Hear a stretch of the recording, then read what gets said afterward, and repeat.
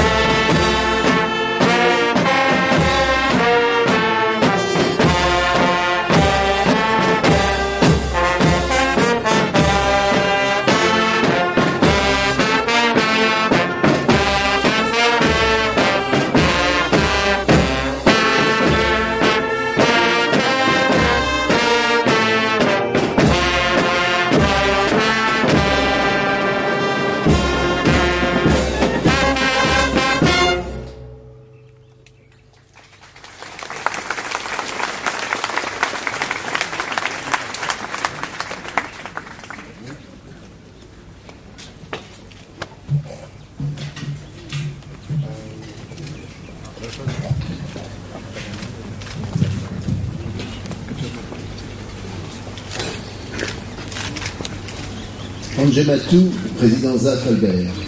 Anjematou, Premier ministre Vital Kamil. Tuklai, Tukvav. Rinavana Malagas, Rinavana Fransei. Guinacha Wani Firenena Francais, Nimanjai Adareo Injai et tout ami résidence de France. Ninuau Fatsi Faran, Singula Mite Malagas Sarao, nos amis dédicats, Sima Azumiala et tout. Ratsi Maai Mite Sarabou.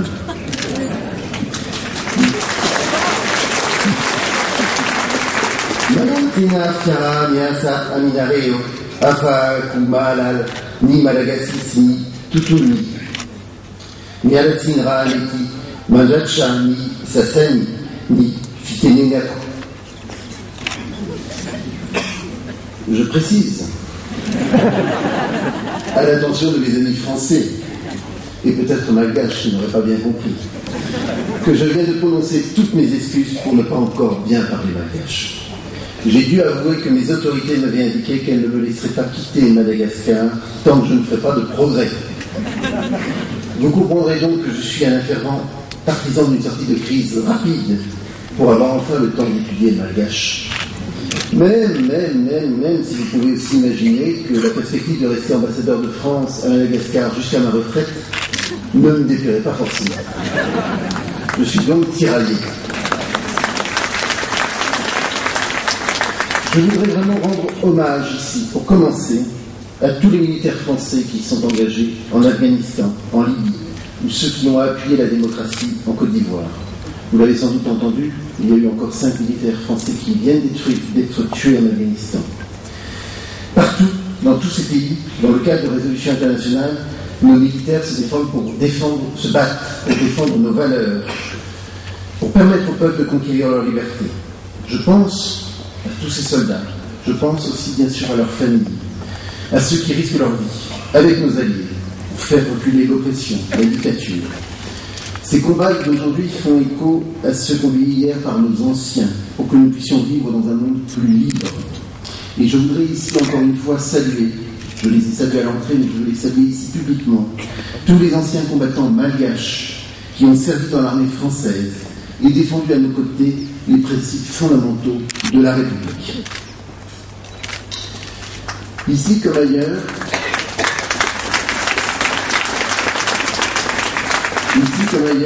les sociétés bougent. Les révolutions du monde arabe ont constitué un événement inattendu.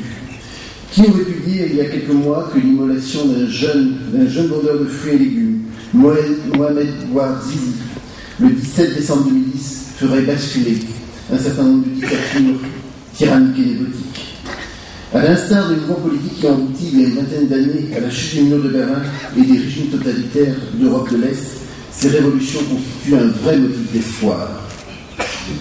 Des changements importants ont également affecté l'Afrique ces derniers mois.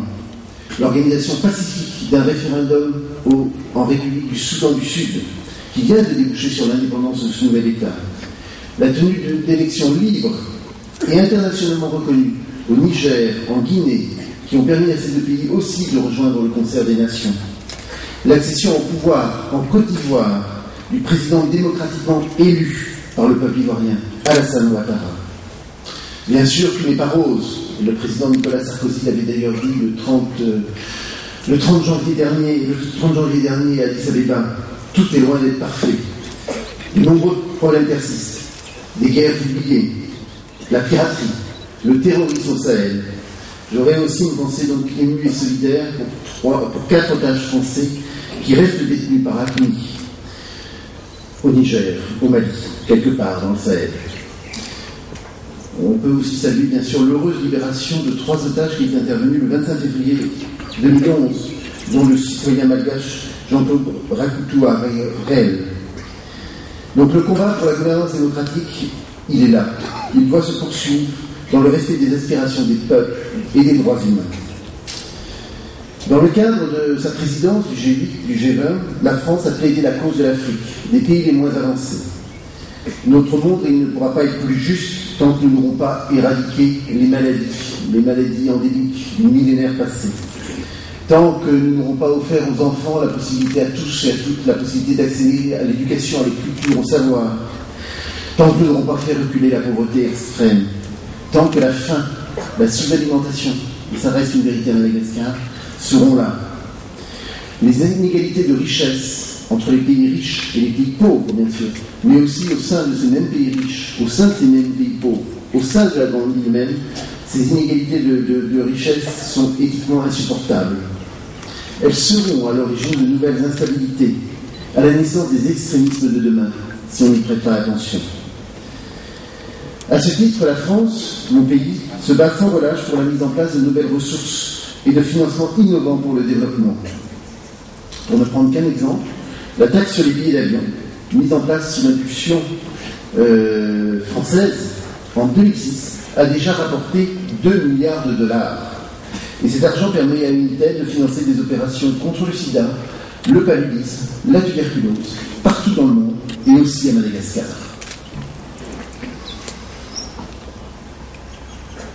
J'ai évoqué, sous un ton de plaisanterie, la crise au démarrage de mon discours, la crise politique malgache qui traverse votre pays depuis décembre 2008 et la nécessité impérative d'en sortir. Je voudrais maintenant, si vous m'y autorisez, y revenir. Vous trouverez peut-être sur ce point que je radote par rapport aux années passées, mais je connais votre indulgence. Je suis têtu, comme tous les Normands, et je ne change pas d'avis, comme tous les gens de conviction, sans raison. Donc je n'ai pas changé d'avis pour l'instant. Des amis malgaches m'ont d'ailleurs dit que les Normands ne sont pas très éloignés sur ce point du caractère des malgaches. Je voulais en profiter pour vous dire un mot qui n'est pas dans mon discours, mais quand je vous vois tous et toutes, de tous horizons, politiques, sociaux, économiques, de toutes les idées confessionnelles, de toutes les cultures malgaches, quand je vous vois ici tous rassemblés à la résidence de France pour ce 14 juillet, je me dis quelque part que je ne veux pas faire pastoral, je ne veux pas faire évangélique, mais je me dis quelque part que si tous les gens qui étaient ici vraiment présents se mettaient main dans la main pour faire avancer les choses, pour bouger, pour sortir de cette crise, ce serait bien. Et si vous êtes là aujourd'hui, je suis content que vous soyez là aujourd'hui. Mais je serais aussi heureux et content que vous puissiez vous rencontrer ailleurs, dans d'autres cercles, dans d'autres endroits, pour discuter des moyens, des voies et des moyens de sortir de cette crise. Bon, j'ai connu des moments difficiles, mais je n'insisterai pas dessus quant aux positions de mon pays qui ont été maintes fois déformées et caricaturées. J'ai eu des instants de frustration lorsque les solutions politiques semblaient à portée de main et qu'un esprit malin paraissait prendre plaisir à les éloigner au dernier moment, comme s'il ne voulait pas que Madagascar puisse vivre et redécoller. J'ai eu mal en discutant avec des amis des classes moyennes, quand j'ai vu leurs espoirs de s'en sortir s'effondrer. Quand j'ai découvert également dans mes visites dans les quartiers les plus pauvres le dénuement et la détresse des plus vulnérables, encore plus affectés par la crise. Pourtant, je ne crois pas avoir perdu ma foi, c'est donc mon caractère têtu, ma conviction que les choses pouvaient changer, s'améliorer, aller dans le bon sens. Cet espoir, je le fonde sur la capacité du peuple malgache, sur votre capacité à vous adapter, à faire valoir vos vues, à ne pas privilégier l'affrontement, à refuser le conflit. Un cap est aujourd'hui fixé pour la sortie de crise. La feuille de route, la fameuse feuille de route. On a dit beaucoup de choses déjà. La feuille de route négociée par l'ensemble des acteurs politiques malgaches et appuyée par le président Joaquim Chissano et la médiation de la SADC. Je sais que cette feuille de route n'est pas parfaite. Elle a déjà été âprement débattue par les parties prenantes. Elle a été encore amendée par les chefs d'État de la SADC le mois dernier. On peut dire, bien sûr, qu'il y a encore matière à amélioration dans cette feuille de route. C'est peut-être vrai, c'est sans doute vrai. Mais n'oublions jamais que le mieux est souvent l'ennemi du bien. Et que le mouvement aussi peut se trouver et doit se prouver en marchant, en avançant. Cette feuille de route amendée ouvre la voie vers la seule sortie de crise crédible et internationale acceptable, avec l'organisation d'élections libres, équitables et transparentes. J'engage donc vraiment toutes les parties, il y en a certaines qui sont ici présentes, toutes les parties qui n'ont pas encore paraphé la feuille de route, à le faire, en tenant compte notamment de l'amendement proposé. Bon, je n'ignore pas, je ne suis pas dupe, je n'ignore pas que les élections ne font pas la démocratie. En même temps, je suis certain d'une chose, sans élection, il ne peut pas y avoir de démocratie.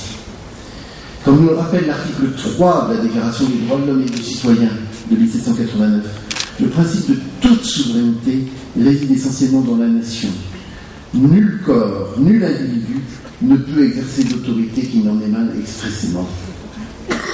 J'appelle donc, la France appelle donc toutes les parties prenantes, qu'elles soient nationales ou internationales, à appuyer l'organisation d'élections à Madagascar.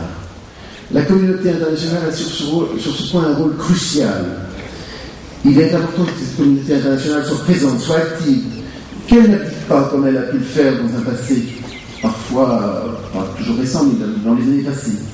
Donc que la communauté internationale n'abdique pas ses responsabilités, qu'elle n'abandonne pas Madagascar, qu'elle ne laisse pas Madagascar à elle-même. Il est important que cette communauté internationale veille à l'équité et à l'impartialité de l'organisation de ces élections, auxquelles le plus grand nombre d'électeurs doivent pouvoir s'inscrire et effectivement participer. Des candidats de tous les partis politiques et de toutes les mouvances doivent pouvoir se présenter en conformité avec les principes du droit national et international. L'enjeu politique, donc, il est là, il est réel. Mais il ne doit pas nous faire oublier la nécessité aussi essentielle pour vous de prendre à bras le corps dès à présent un certain nombre de problèmes qui ont bloqué le développement de Madagascar ces 40 dernières années. Il faut travailler à la réconciliation nationale, j'en suis persuadé. Les blessures des crises antérieures ne sont pas toutes soignées et cicatrisées. Il ne faut pas oublier ceux et celles qui ont été les victimes et l'objet de mesures injustes, de persécutions et d'ostracisme politique entre 2002 et 2009. Il ne faut pas oublier toutes les victimes civiles de la crise de 2009. La définition des conditions de l'amnistie est une première étape indispensable de cette logique d'apaisement et de reconstruction. La liberté de la presse, qui est d'ailleurs une réalité dans notre pays, la liberté de la presse, même quand elle déplaît, surtout quand elle déplaît, doit rester un principe démocratique absolu. Les questions de gouvernance économique et de lutte contre toute forme de corruption ne doivent pas être négligées.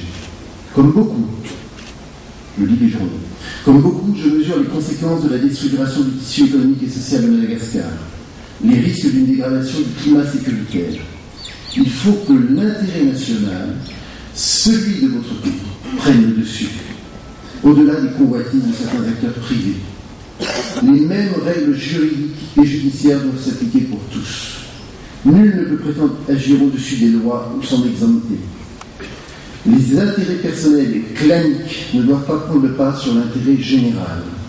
Il en va de la survie de vos grandes sociétés nationales, indispensables pour votre économie, votre avenir, mais aussi de tout le réseau des petites et moyennes entreprises.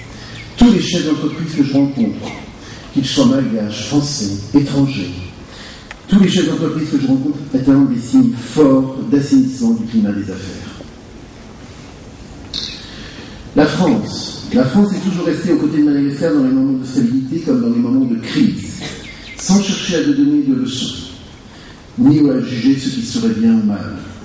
Notre histoire commune a parfois été difficile, vous le savez tous, faite durant la colonisation, comme l'a si bien écrit le père Vincent Carme dans son livre « Au service des plus pauvres », faite d'ombre, je le cite, d'ombre, d'injustice et de sang versé.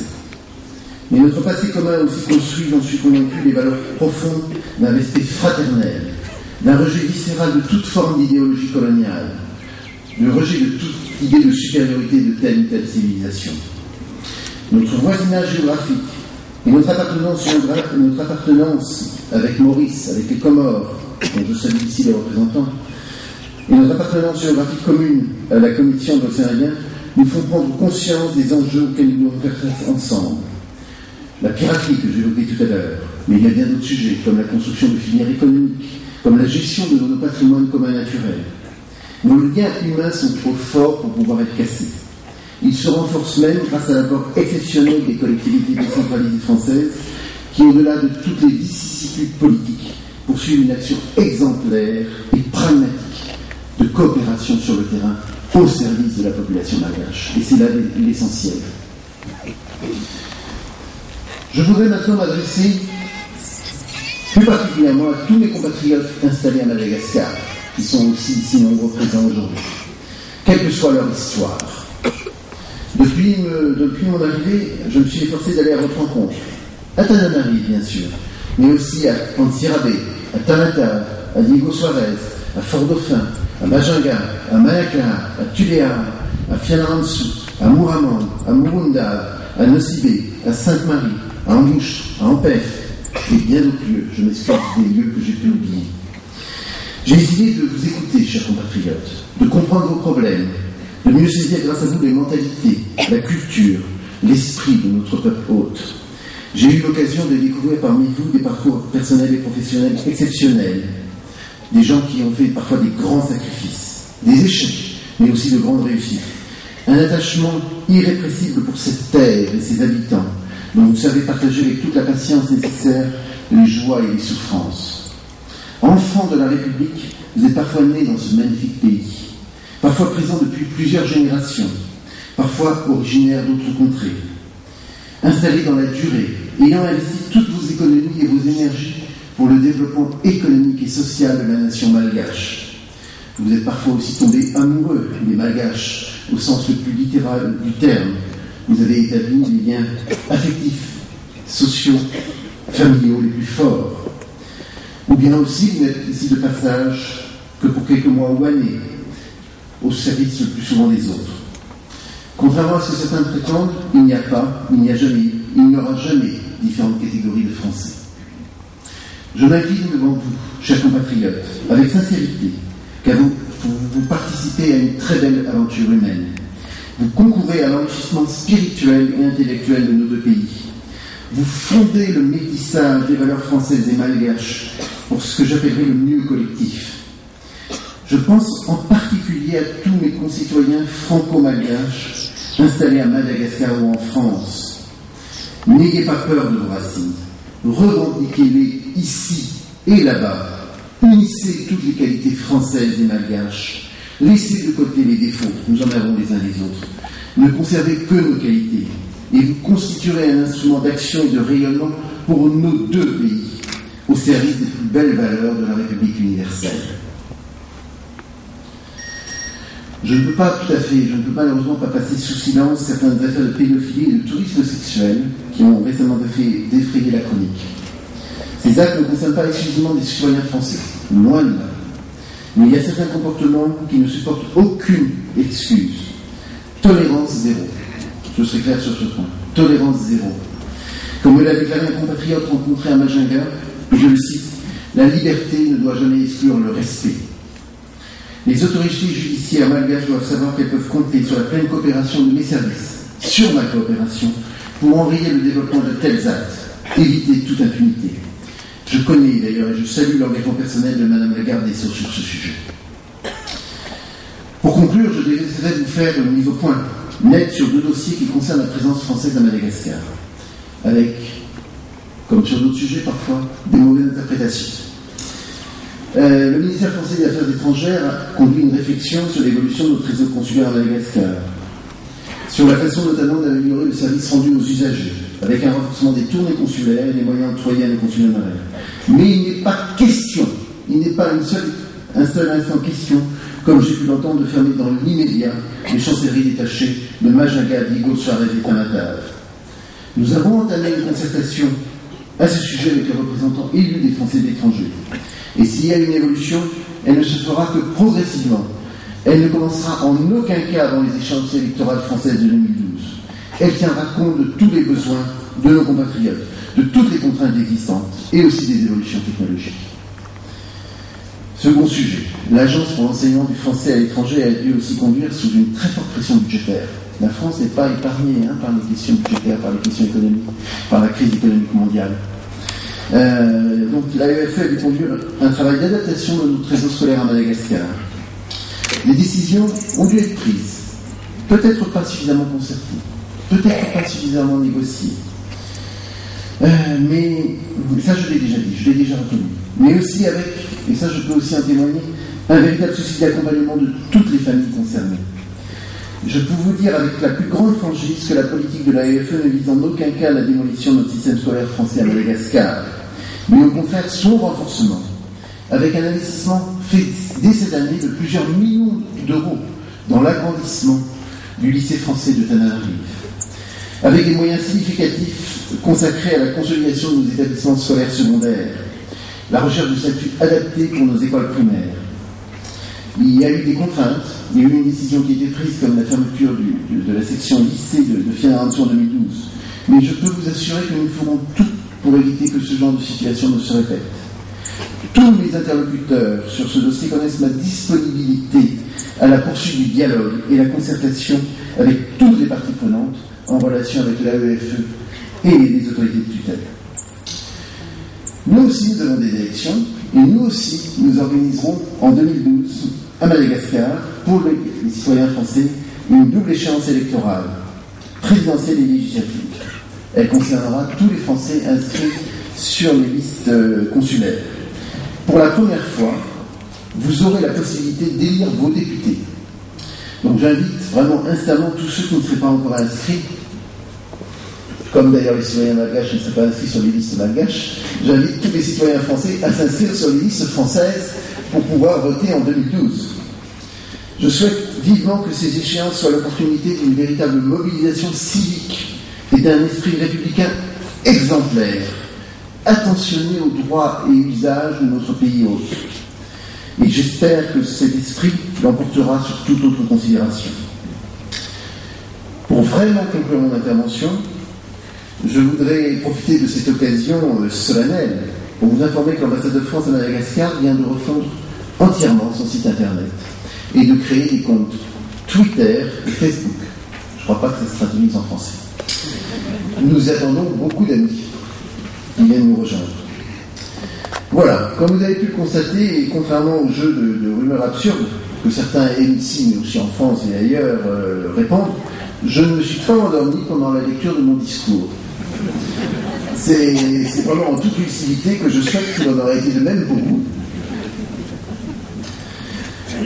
Vive la France, vive Madagascar, vive la coopération franco-malgache.